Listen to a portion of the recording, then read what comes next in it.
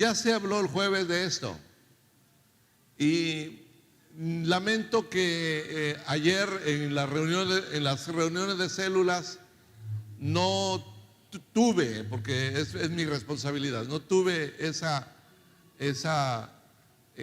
cautela, esa perspicacia, esa intuición de haber hecho otra lección del libro de Josué, y en lugar de ella puse la lección del Salmo 90, y esa fue la lección que se estudió anoche.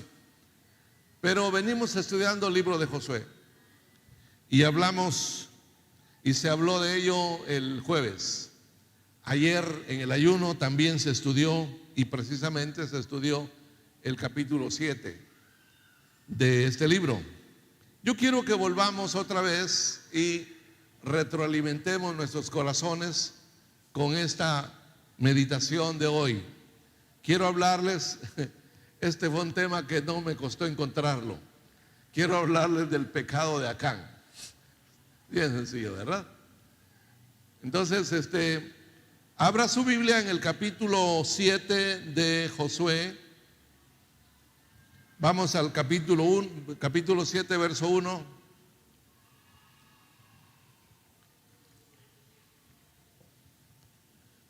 Hablando sobre el pecado de Acán, quiero enfocar mi mente, y quiero invitarlos a hacer lo mismo, a pensar en la peor decisión. La peor decisión o la decisión fatal. Vamos entonces, capítulo 7, verso 1, dice la palabra, en el nombre del Señor, dice: pero los hijos de Israel cometieron una prevaricación en cuanto al anatema, porque Acán, hijo de Carmi, hijo de Sabdi, hijo de Sera, y de la tribu de Judá, tomó del anatema, y la ira de Jehová se encendió contra los hijos de Israel. Pase conmigo al verso 19. Entonces Josué dijo a Acán: hijo mío, da gloria a Jehová, el Dios de Israel, y dale alabanza, y declárame ahora lo que has hecho, no me lo encubras. Y Acán respondió a Josué diciendo: verdaderamente yo he pecado contra Jehová, el Dios de Israel, y así he hecho. Pues vi entre los despojos un manto babilónico muy bueno, 200 siclos de plata, y un lingote de oro de peso de 50 siclos, lo cual codicié y tomé.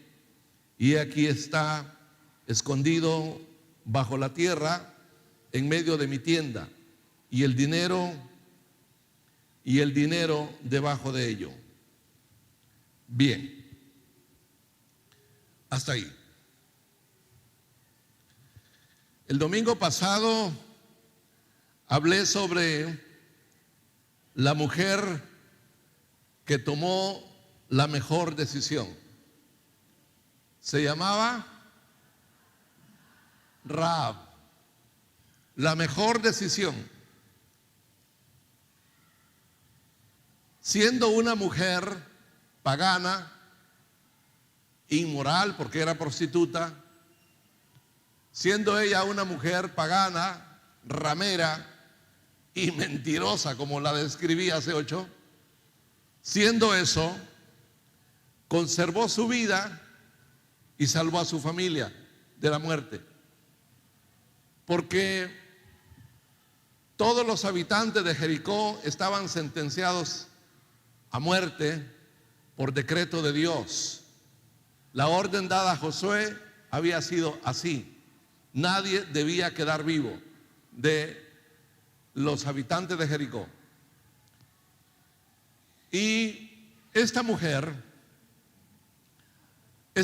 siendo una mujer de mala reputación, con malas costumbres, con mala conducta, se salvó de morir. Y lo más admirable que vimos hace 8 días es que salvó a su familia. Metió a toda su familia en su casa, a sus padres y a sus hermanos y a sus hermanas, todos en su casa. Allí se salvaron. La ciudad de Jericó cayó en manos de Josué. Mataron a los habitantes y quemaron la ciudad. Sin embargo, la casa de Rahab no fue tocada. Había un listón rojo que la distinguía. Y allí había salvación. Rahab hizo 3 cosas. Número 1, creyó que el Dios de Israel era el Dios verdadero. Lo creyó y lo confesó. Ella lo venía escuchando días atrás. Venía oyendo las noticias, lo que había sucedido, lo que Dios había hecho en Egipto, lo que pasó en el Mar Rojo, lo que había sucedido a los reyes que estaban al este del Jordán. Ella estaba oyendo noticias y ella sabía que ese pueblo tenía un Dios que peleaba por ellos. Y que comparado al Dios, a los dioses de ellos, de los de Jericó, pues este era el Dios verdadero. Oyó, creyó y se humilló. Pidió misericordia y luego se aferró a la palabra. Ese fue el proceso de Rahab. Entonces se salva a su familia porque tomó esa decisión. Tomó la decisión de renunciar a sus dioses, renunciar a su religión pagana y abrazar la fe en el Dios de Israel. Creyó y luego suplicó, pidió misericordia, se humilló y se aferró a la promesa. Hoy veremos en el estudio del capítulo 7, veremos a un hombre que tomó la peor decisión. Se llamó Acán. Este hombre era de la tribu de Judá, como dice el verso 1. Siendo él un miembro de la comunidad del pacto, siendo él un miembro del pueblo escogido, se metió en problemas y llevó a su familia a la desgracia.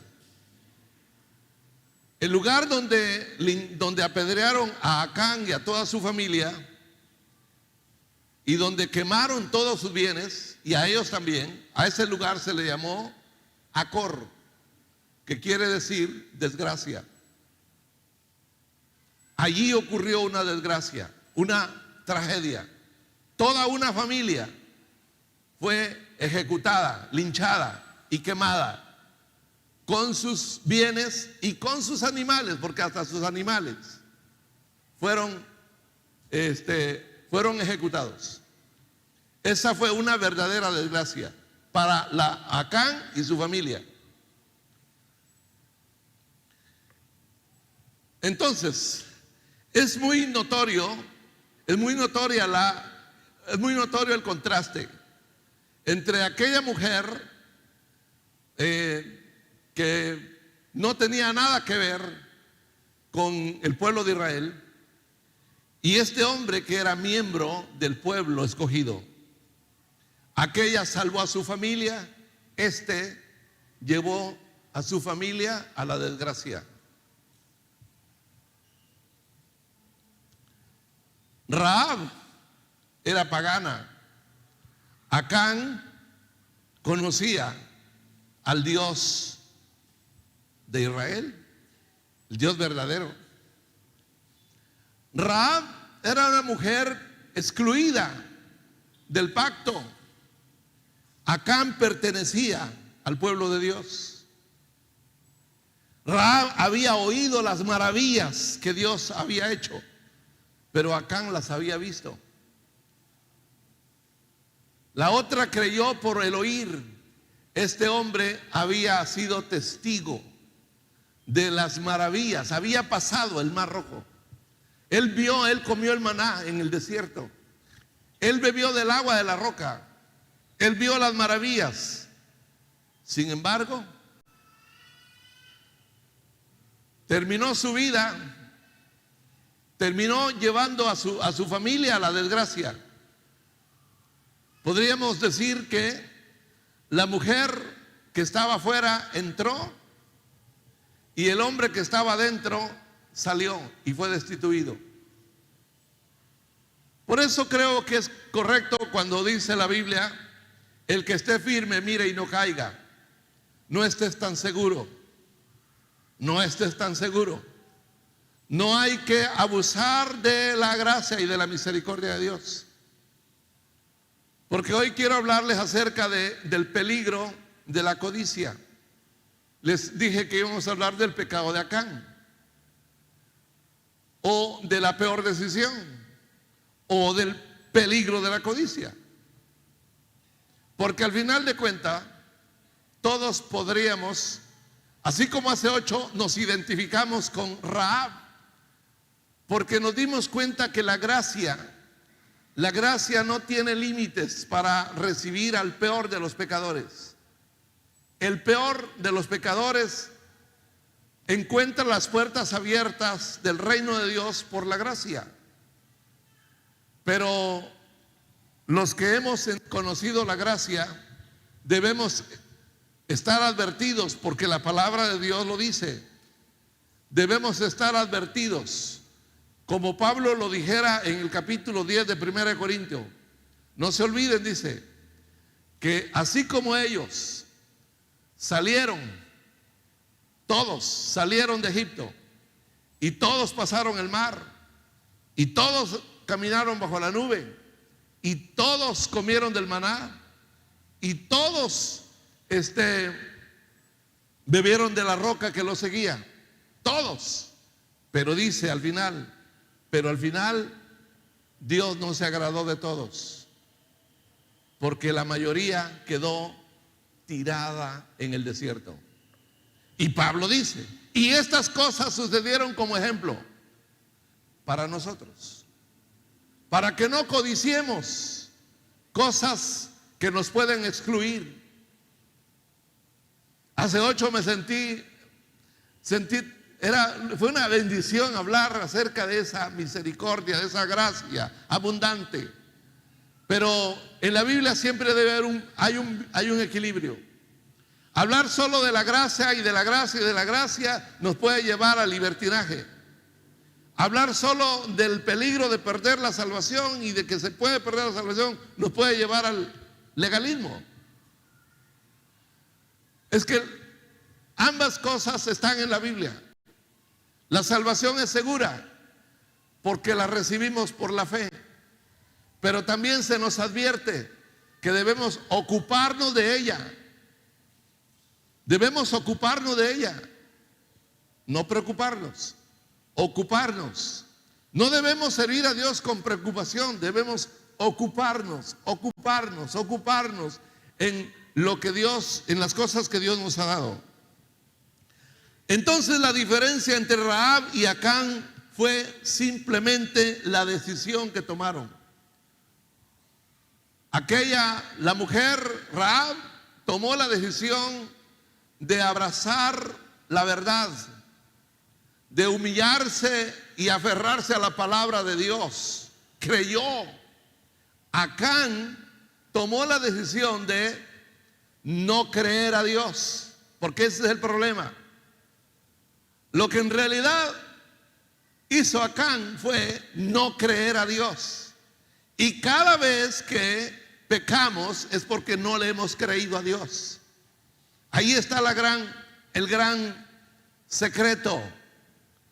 Cada vez que un creyente peca es porque no le ha creído a Dios. No le está creyendo a Dios. No le está creyendo.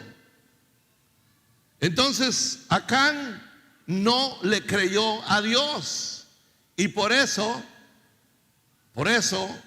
pecó. Veamos los detalles de la caída de Acán, versículos 19 al 21. Ya lo leímos, pero ahora quiero que lo leamos detenidamente. Capítulo 7, 19 al 21. Lo leo en forma fraccionada. Dice el verso 19: entonces Josué dijo a Acán: he pecado, estoy leyendo mal. Entonces Josué dijo a Acán: declárame ahora lo que has hecho, no me lo encubras. Bien, versículo 20. Y Acán respondió a Josué: he pecado contra Jehová, el Dios de Israel, y así he hecho. Verso 21. Pues vi, ¿qué vio? Un manto, 200 ciclos de plata, un lingote de oro. Tres cosas. Dice, vi un manto babilónico. Vi 200 monedas o ciclos de plata y un lingote de oro. Y dice, y sigue diciendo, un lingote de oro, lo cual codicié y tomé. He aquí, está escondido bajo tierra a medio de mi tienda. Esta confesión de Acán nos lleva a ver el proceso de la siguiente manera. El pecado comienza por los ojos. Vi, dice Acán, vi. El pecado comienza por los ojos. El pecado llega al corazón y a la mente, lo cual codicié. Codiciar es el deseo vehemente de algo. Es un deseo casi incontrolable. Es un afán por tener algo que está fuera de mi alcance. Eso es codicia.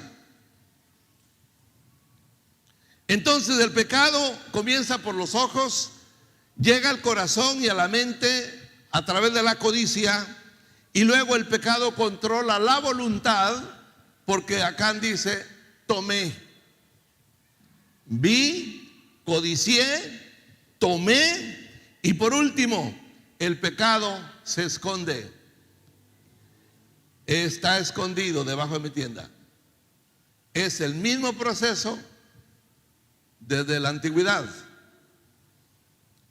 El pecado entra por los ojos, el pecado llega al corazón y a la mente, el pecado controla la voluntad y luego se oculta.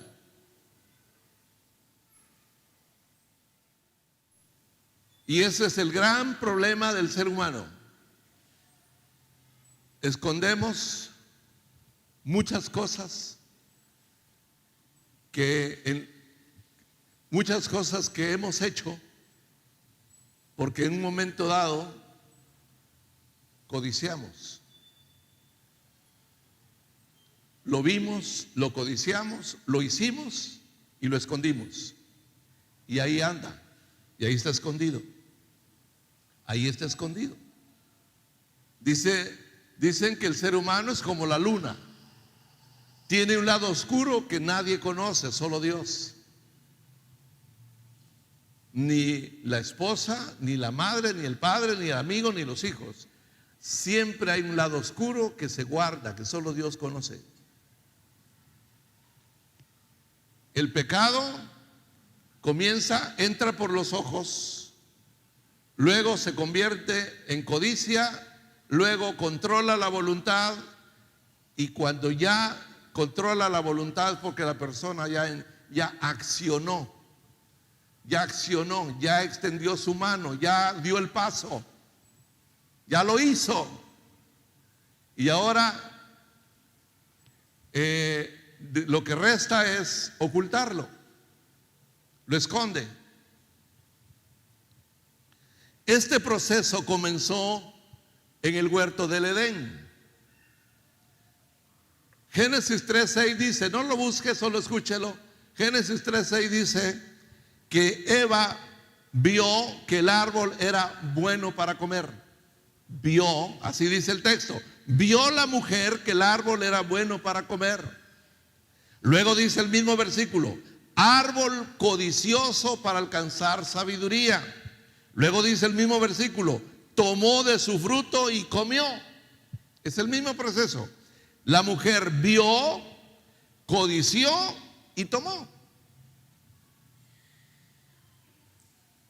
Ella vio un árbol codicioso para alcanzar sabiduría, alargó su mano, tomó y comió. Y luego, ¿qué hizo? Después de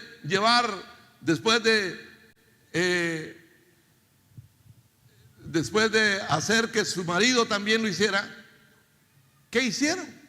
Esconderse. Esconderse. Lo mismo le pasó a David. David vio una mujer que se estaba bañando y empezó a jugar con ella en su mente. Codicia. La codicia se alimenta en la mente, en el corazón y en la mente. Esa es la codicia, el deseo, la pasión. La vio, la codició y la tomó. Y ahora quiso esconder su pecado. ¿Cómo lo quiso esconder? Usted ya sabe la historia, ¿verdad? Mandó a llamar al esposo de la mujer, que se llamaba Betseba. Lo mandó a llamar porque estaba en la guerra. Y le dijo, descansa, vete a tu casa.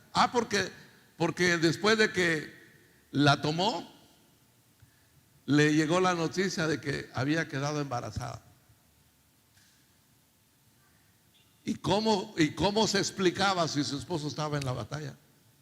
Su esposo no estaba en casa. Entonces David hizo todo lo que pudo para esconder el pecado, para esconder su delito. Pero en lugar de lograrlo, lo complicó más, porque tuvo que mandar a matar a su mejor amigo, que era el esposo de Betseba. Complicó más el pecado. Y después de eso él sigue en silencio, sigue escondiendo el pecado, hasta que Natán lo denuncia. Entonces este es el mismo proceso. Es lo mismo, es lo que nos ha pasado a todos. La codicia viene por lo que vemos. Y si la batalla se gana o se pierde aquí en la cabeza. La caída ocurre en la mente.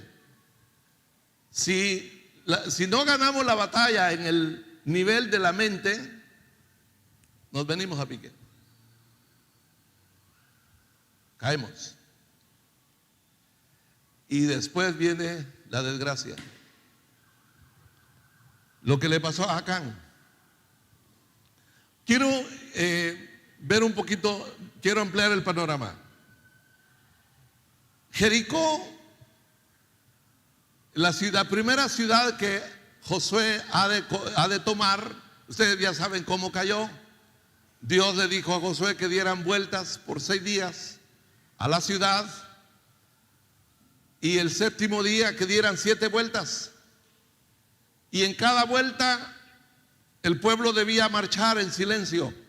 Solo 7 sacerdotes debían marchar detrás del arca, adelante del arca, tocando sus trompetas. 7 sacerdotes. Era lo único que se escuchaba en la marcha. 7 días, y el séptimo día 7 vueltas. Y en la última vuelta la orden fue que todo el pueblo gritara y todas las trompetas sonaran, y el muro se derrumbaría.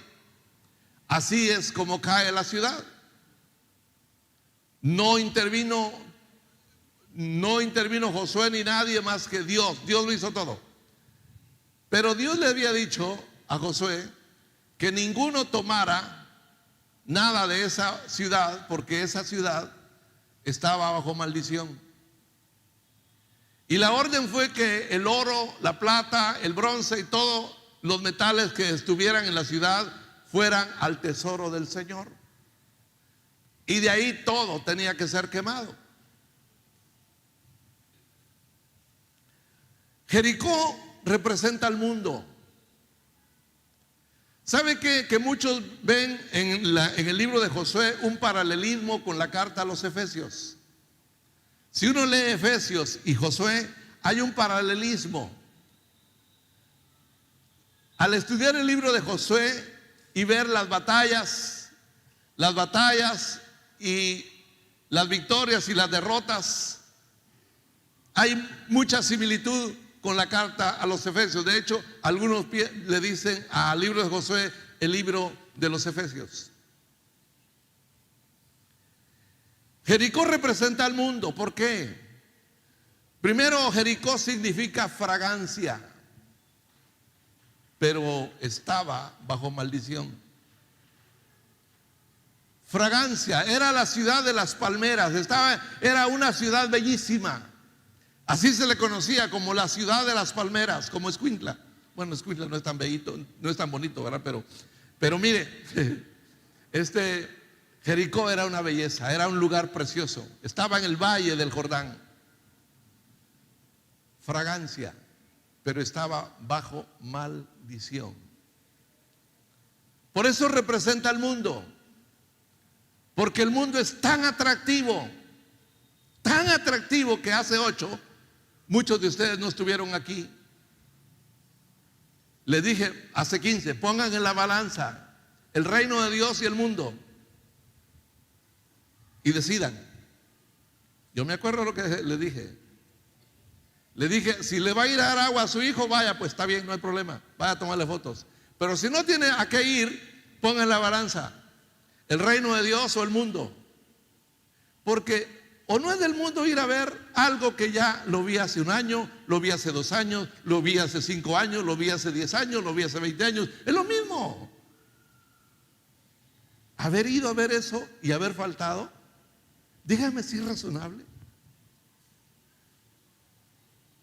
Piénselo. El mundo es atractivo, es fragancia, nos atrae, nos gusta,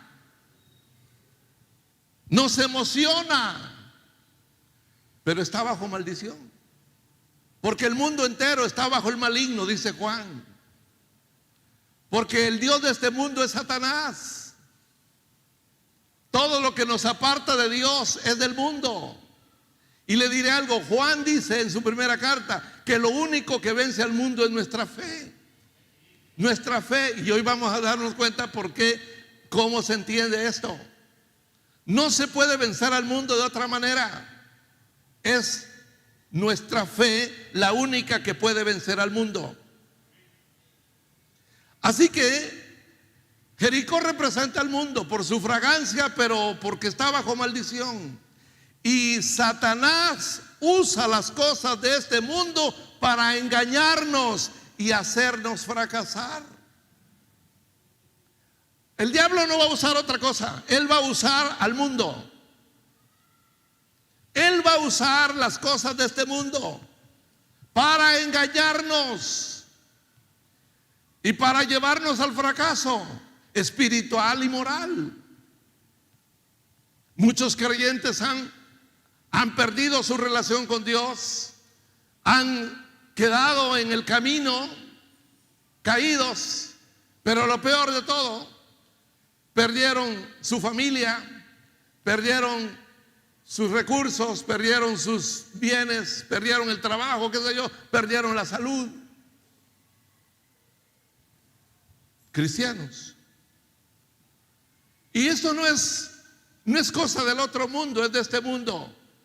David, el gran rey David, el escogido, mire, cayó de una manera espantosa.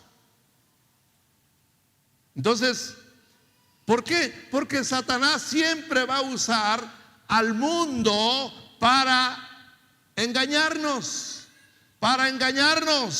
y para hacernos fracasar. La única forma de vencer al mundo es nuestra fe. Esto es lo que ha vencido al mundo, nuestra fe. Y en este sentido, quiero que pensemos un momentito en lo que Pablo dice en Efesios capítulo 6, verso 16. No lo busque, se lo leo, anótelo si quiere y lo lee en su casa. Dice: sobre todo, tomad el escudo de la fe. El escudo de la... Pablo estaba hablando de la armadura del creyente. Ya había hablado del casco, del yelmo, de la coraza. Ya había hablado del cinto, del calzado. Pero ahora está terminando de describir la armadura del creyente y dice: tomen el escudo de la fe. El escudo de la fe. El escudo era un plato metálico de madera que el soldado llevaba para defender su cuerpo de las flechas, de las flechas o de la espada o lo que viniera en contra. Pero Pablo identifica el escudo con la fe. Tomad el escudo de la fe, dice, con que podáis apagar los dardos de fuego del maligno. Apagar los dardos de fuego del maligno. ¿Qué es un dardo? Un dardo es una flecha, es una lanza pequeña que los guerreros la usaban para lanzarla con la mano o a veces con el arco. Era una lanza pequeña. En la punta llevaba una pieza metálica, filuda por supuesto, para incrustarse en lo que fuera. Pero de la pieza, de la punta del extremo donde iba la pieza de metal hacia atrás, la embadonaban de brea. Y cuando la iban a disparar o la iban a enviar, le prendían fuego a la brea. Y entonces esa era una flecha antorcha. Y cuando se ensartaba en la persona, cuando se incrustaba en la persona, inmediatamente la persona agarraba fuego. O agarraba fuego la casa o lo que fuera, o el animal, lo que fuera. Porque era un dardo. Era una flecha con fuego. Y Pablo dice aquí: tomen el escudo de la fe. Está diciéndome que la fe va a ser mi escudo. La fe va a ser mi escudo para defenderme de las flechas con fuego que el diablo va a lanzar contra mí.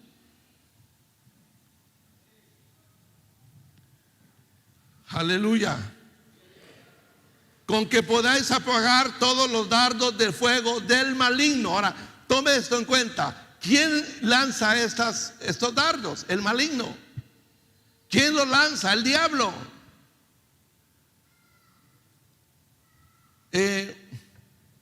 ¿Qué son los dardos que el diablo nos lanza? ¿Qué son?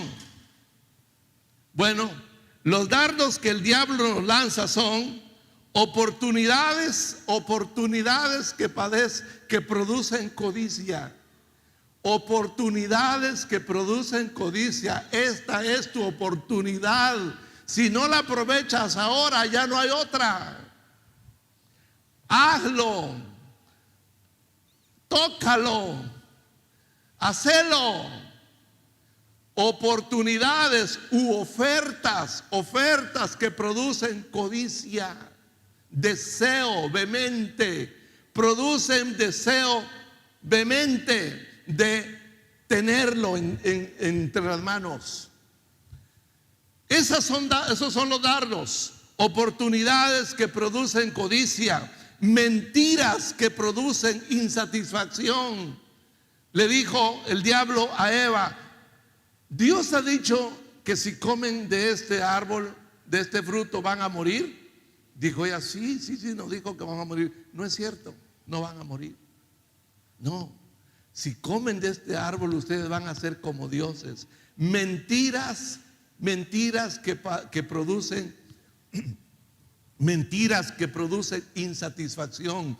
Dios no les está dando todo. No, Dios es egoísta, los está privando de algo que ustedes bien podrían disfrutar. Ustedes pueden ser superiores, pueden conocer más y ser como dioses, Pero Dios Dios los quiere tener ahí esclavizados. El diablo va a usar mentiras para que nosotros nos sintamos insatisfechos. Es que esta mujer ya no, ya no me gusta. Ya me cansó este esposo que tengo. Nos va a meter mentiras para producir en nosotros insatisfacción, dardos de fuego, oportunidades que despiertan codicia, mentiras que producen insatisfacción, adulaciones que producen orgullo, adulaciones, elogios o alabanzas que producen orgullo y altivez, cuestionamientos que producen dudas. Esos son los dardos que el diablo nos va a lanzar siempre. Acán sabía que todas las ciudades que estaban en Canaán tenían riquezas que eran de ellos. Él sabía que todo lo demás era para ellos, pero esto no. El oro y la plata pertenecían al tesoro del Señor, y el manto de Babilón, el manto babilónico, estaba maldito. Había mucho más para ellos. Los estaban esperando más de 15 ciudades que tenían tesoros, tenían riquezas, y que cuando ellos las conquistaran era de ellos. Es más, cuando ellos van a conquistar a Jai, que es la segunda ciudad, Dios le dice a Josué: la van a conquistar y ahora sí el tesoro es de ustedes, el botín es para ustedes. Pero Acán dijo: una barra de oro, porque lingote quiere decir eso. Lingote es una barra o un pedazo, un terrón. Eso es un lingote. Un lingote de oro, 200 monedas de plata. No, él nunca había tenido tal vez esa riqueza en sus manos. Dice él en su confesión: lo vi, lo codicié y lo tomé. Y se perdió toda la bendición que faltaba. Todo lo que estaba en Canaán era para ellos, pero la codicia lo llevó a precipitarse, a actuar locamente, estúpidamente. La codicia embrutece. La codicia hace que la persona actúe fuera de sí. Dice que el hijo pródigo, cuando se dio cuenta que lo había perdido todo, volvió en sí. Volvió en sí. No estaba en sus cabales. Acán. Entonces, hermanos, esa fue la situación. Y oiga, siquiera hubiera sido bastante. Mire, el texto dice aquí que lo que vio Acán fue un manto babilónico. Bueno, ha de haber sido una tela muy costosa, muy lujosa, muy fina. Y él dijo: esto lo voy a dejar, esto lo voy a tener como una reliquia, como un recuerdo, como algo de mucho valor, que lo voy a guardar y se lo dejo a mis hijos, y que ellos se lo dejen a mis nietos, y mis nietos a sus hijos, y así, que quede como un recuerdo de lo que pasó este día. Y entre más pasen los años, este manto va a valer una fortuna. Una fortuna. Se guardan cosas así, ¿verdad? Cosas que son insignificantes, pero valen mucho. Me acuerdo que mi cuñado le dijo a Oseas, o sea, estaba chiquillo, le dijo: mira, hijo, te doy esta moneda, guárdala como un recuerdo. Resulta que era una moneda de plata, pero el valor de esa moneda era que salieron en el año 66, cuando fueron las Olimpiadas en la Ciudad de México. Entonces, esas monedas de plata eran las monedas olímpicas. No circularon, solo salieron y las acapararon. Pues él tenía una y le dijo: mira, esto es algo que yo estimo mucho, te lo doy a ti para que tú lo guardes. Y ahí está la moneda todavía. Ojalá no esté siendo indiscreto. Pero hermanos, así pienso yo que pensó en el manto. Esto de aquí a unos 30 años, este manto va a valer mucho. Es una idea nada más. Podía haberse quemado en un incendio, podía habérselo robado a otra persona, en fin. Ahora, luego dice 200 ciclos de plata y un lingote de oro de peso de 50 ciclos. ¿Cuánto es un ciclo? Un ciclo pesa 11 gramos. 11 gramos, es una pequeñez. 11 gramos. ¿Cuántos gramos tiene una libra? 450 gramos. Entonces imagínense, un ciclo pesa 11 gramos y dice que el lingote tenía un peso de 50 ciclos. Multiplique 50 por 11 y le da 550 gramos. 550 gramos es poquito más de una libra. Una libra de oro, era poquito. Yo siempre pensé en el lingote de oro como una barrota así grande, enorme. No, era una cosa pequeña, una libra de oro. Es decir, ni siquiera no valía la pena, pues. No valía la pena. No era un gran tesoro. Lo mismo pasó con las monedas de plata. Eran 200 ciclos, o sea, 200 ciclos. Cada ciclo pesaba 11 gramos. Si multiplicamos 200 por 11, tenemos 2.200 gramos. O sea, 2 kilos y fracción. Eso pesaban las 200 monedas. 2 kilos son 4 libras. 4 libras de plata. No valía la pena. Pero es que cuando la persona cae en la obsesión de tener algo o de la codicia, pierde el control y no se da cuenta que no vale la pena. No vale la pena. Mira, mi hermano, a los varones, también a las mujeres, no vale la pena lo que usted está codiciando. No vale la pena. Hay cosas más valiosas que Dios tiene para ti, no lo que estás codiciando.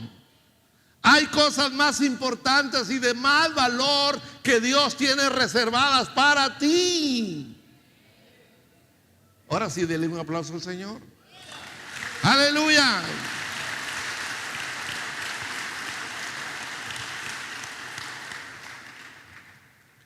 De manera que Eva tuvo que decidir entre creer a Dios. ¿Por qué? Porque Dios le dijo: no comas de esto porque el día que coman van a morir. Bueno, ella tenía que creerle a Dios o al diablo que le dijo: no van a morir. Sabe Dios que ustedes van a superar, van a ser más grandes, más importantes, más sabios. ¿A quién le crees? Eva tuvo que elegir a quién creer, a Dios o al diablo. ¿A Dios o a la serpiente? ¿A quién le crees?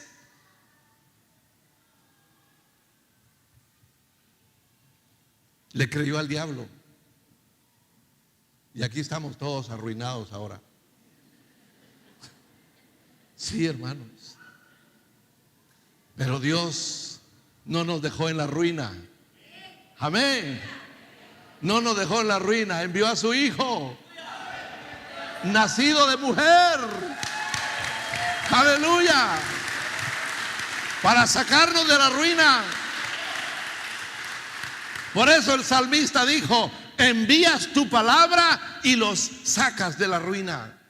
Salmo 120. Envías tu palabra y los sacas de la ruina. La palabra que Él envió fue a su Hijo. Él envió a su Hijo. Él envió su palabra encarnada para sacarnos de la ruina. ¿Cuántos dan gloria a Dios, hermanos? Aleluya.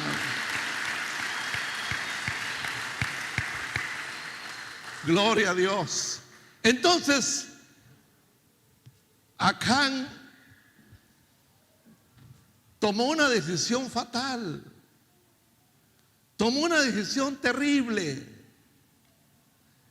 Acán también tuvo que tomar, igual que Eva, tomar una decisión. Él vio el oro, tuvo el oro en las manos, tuvo las plata, el manto. ¿Qué hago? ¿Qué hago? Me dijeron que esto pertenece al tesoro del Señor. Me dijeron que este manto está bajo maldición, pero está tan bonito. Vale mucho. Estaba infectado de codicia.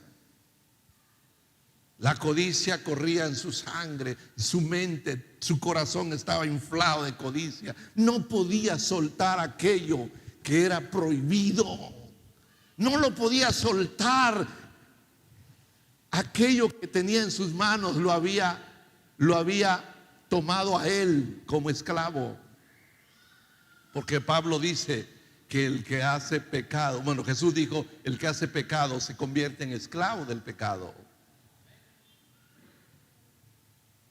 Acán tuvo que tomar la decisión, pero igual que Eva, la decisión fue fatal. Fatal. Y se perdió toda la bendición que faltaba. Toda la bendición que estaba por delante. Mire lo que pasa, la codicia nos lleva a precipitarnos, nos lleva a actuar con precipitación, con locura. Y cuando nos damos cuenta ya estamos fritos. Recuerda entonces que el diablo lanza dardos que producen codicia, que producen duda, que producen insatisfacción. Nos manda argumentos, nos habla a través de personas, nos muestra ofertas para que nosotros o codiciemos o dudemos o nos sintamos insatisfechos, nos sintamos víctimas que tenemos derecho a disfrutar de esas cosas que no tenemos. Entonces hay que buscarlas a como dé lugar. ¿Por qué el otro tiene mucho y yo no tengo? A ver, ¿por qué? Como dijo alguien, allá el impío, el pagano con carros de 1 millón y con avión, y yo que predico no tengo nada. Codicia. Es codicia. Codicia.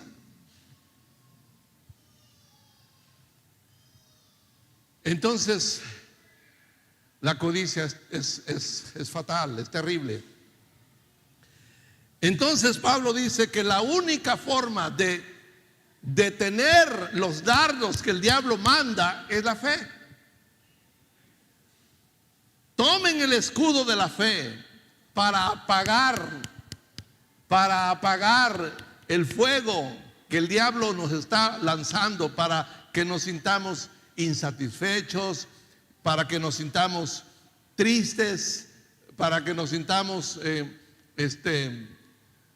necesitados o confundidos, etcétera.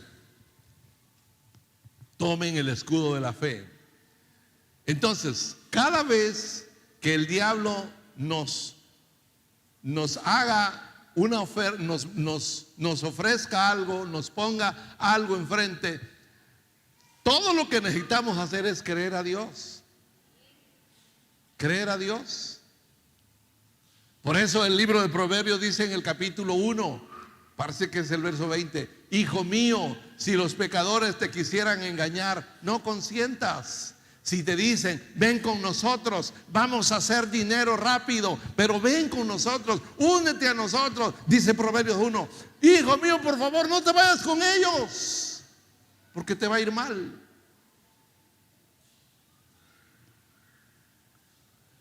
La codicia nos lleva a buscar placeres inmediatos, placeres a corto plazo. pero nos va mal después. Entonces, Acán tuvo que tomar la decisión entre creer a Dios o creerle a Satanás, y fracasó. Resistir al diablo y resistir y apagar sus dardos a veces puede sonar como esclavitud. No, a ti te manda tu mujer, a ti te mandan, a vos te mandan en la iglesia, a vos no disfrutar la vida porque ya te esclavizaron. Creer a Dios a veces suena a esclavitud, pero muchos en estos momentos están diciendo, ¿por qué lo hice? ¿Por qué lo hice?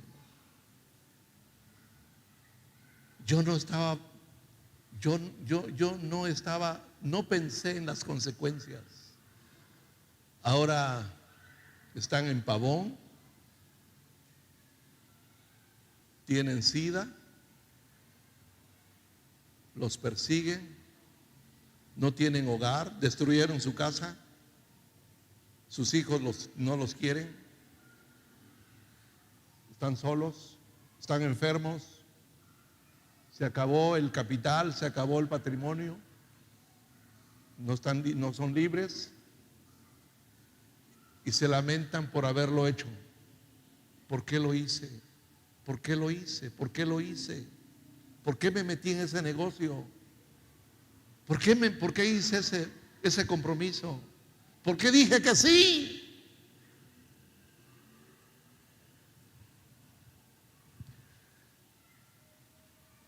Por eso es importante conocer la palabra de Dios. Es muy importante conocer, porque al conocer la palabra podemos intuir la voluntad de Dios en cada cosa que hacemos. Unos están diciendo ¿por qué lo hice? Otros tal vez están diciendo por poquito lo hago. Si lo hubiera hecho, estuviera allá o así o en estas condiciones.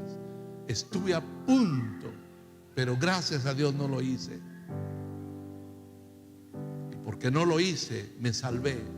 Si no, ¿cómo estuviera en estos momentos? Yo creo que Acán llegó a esa conclusión. Si no lo hubiera hecho, no hubiera destruido a mi familia. Si no lo hubiera hecho, no hubiera pasado esta tragedia. Hermanos amados, el pecado de Acán nos deja una gran lección. El apóstol Pablo dice que tengamos cuidado, que no codiciemos, que no hagamos lo mismo que hicieron ellos, porque las cosas que están escritas quedaron escritas como ejemplo para nosotros.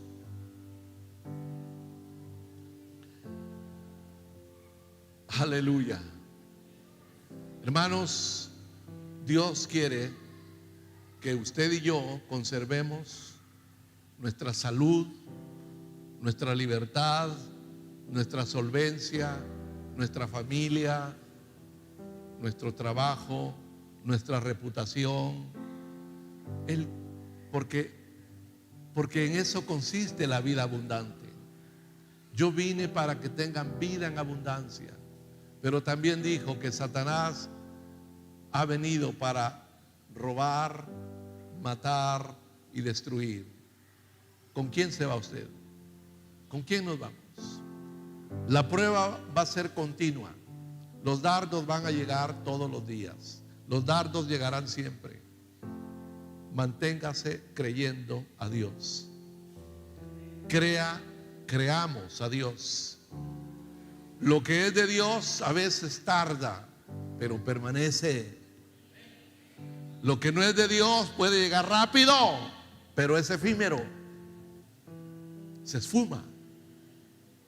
Por eso la palabra dice La bendición de Dios es la que enriquece y no añade tristeza con ella.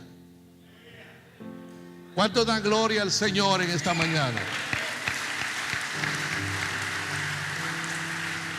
Andemos como sabios y no como necios.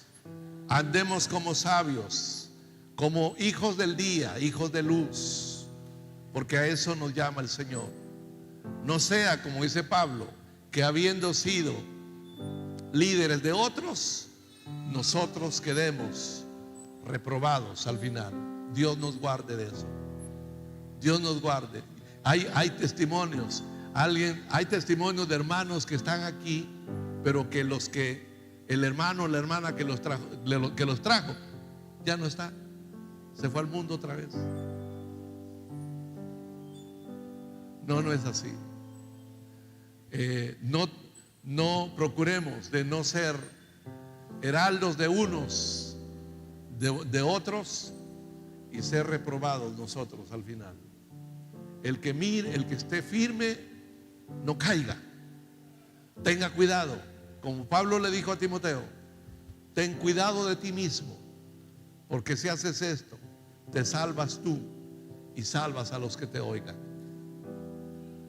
Dios nos ha llamado a conquistar, a ser conquistadores, pero el precio ahí lo tenemos.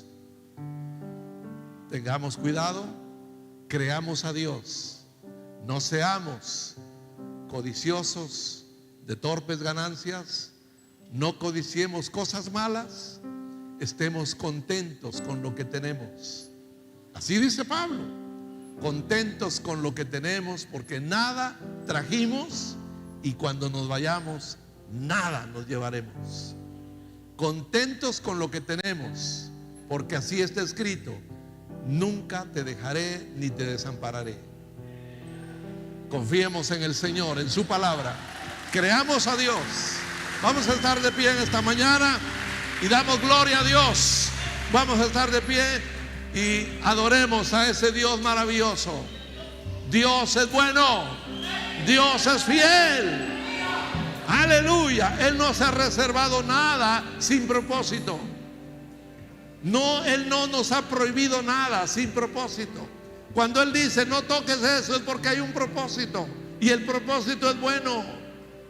Cuando Él nos dice no hagas esto, hay un propósito. No, Dios no es egoísta. Él no simplemente nos quiere privar de, es que yo, como niños, ¿verdad? Yo quiero ese juguete, yo quiero ese juguete. Dios dice no, tal vez nunca te lo dé, o tal vez te lo dé después, pero Él tiene propósitos. Creámosle a Él, creamos a Dios, démosle gloria al Señor. Vamos a alabar al Señor en esta mañana. Aleluya. Demos un aplauso. Aleluya. Te adoramos, Señor Jesús. Gracias, Señor. Escudriñemos nuestros caminos y volvamos a Jehová. Levantemos nuestras manos a Dios.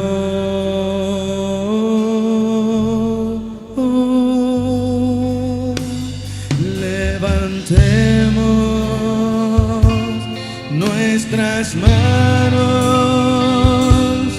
a Dios de los cielos y volvamos a Jehová nuestro Dios. Por la bondad de Jehová no hemos sido consumidos.